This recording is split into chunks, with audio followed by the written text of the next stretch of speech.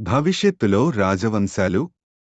చంద్రవంశంలో జనమేజయుని వంశంలో క్రమంగా శతానిక, అశ్వమేధ దత్త, అధిసోమక, కృష్ణ, అనిరుద్ధ, ఉష్ణ, చిత్రరథ, సుచిద్రథ, వృష్ణిమాన్, సుషేణ, సునీతక, సృచక్షు, ముఖబాణ, మేధావి, నృపంజయ, బృహద్రథ, హరి, తిగ్మ, శతానిక, సుదానక, ఉదాన, అహ్నినర, దండపాణి, నిమిత్తక, క్షేమక, శూద్రకులు రాజ్యం చేశారు.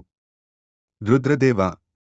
ఇక్ష్వాకు వంశీయుడైన బృహద్బలుని వంశపారంపర్య క్రమంలో బృహద్బలుడు, ఉరుక్షయ, వత్సవ్యూహ, సూర్య, సహదేవ, బృహదస్వ, భానురథ, ప్రతీచ్య, ప్రతీతక, మనుదేవ, సునక్షత్ర, కిన్నర, అంతరిక్షక, సువర్ణ, కృతజిత్, ధార్మిక, బృహద్భ్రాజ, కృతంజయ, ధనంజయ, సంజయ్, శాక్య, శుద్ధోదన, బాహుల, సేనజిత్, క్షుద్రక, సమిత్ర, కుడవ, సుమిత్రులు రాజ్యపాలనం గావించారు.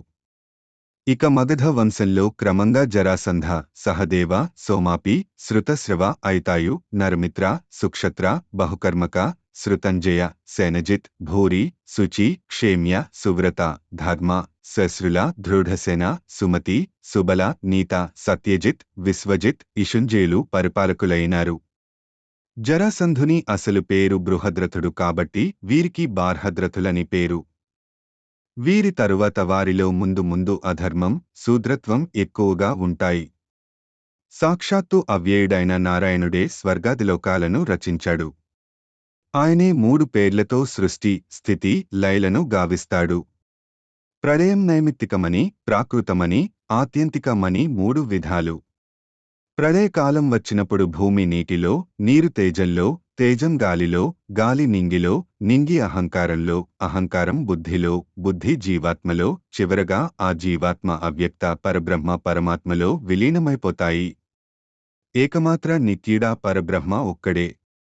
ఈ మహారాజులు, సార్వభౌములు, చక్రవర్తులు ఎవరూ శాశ్వతులు కాలేరు. కాబట్టి మనిషి పాపకర్మకి దూరంగా అవినాశి అయిన ధర్మానికి దగ్గరగా జీవించాలి. పాపి సార్వభౌముడైన వారిని చేరలేడు. పుణ్యాత్ముడు నిరుపేదయైన హరిని చేరుకోగలడు. అధ్యాయం 141.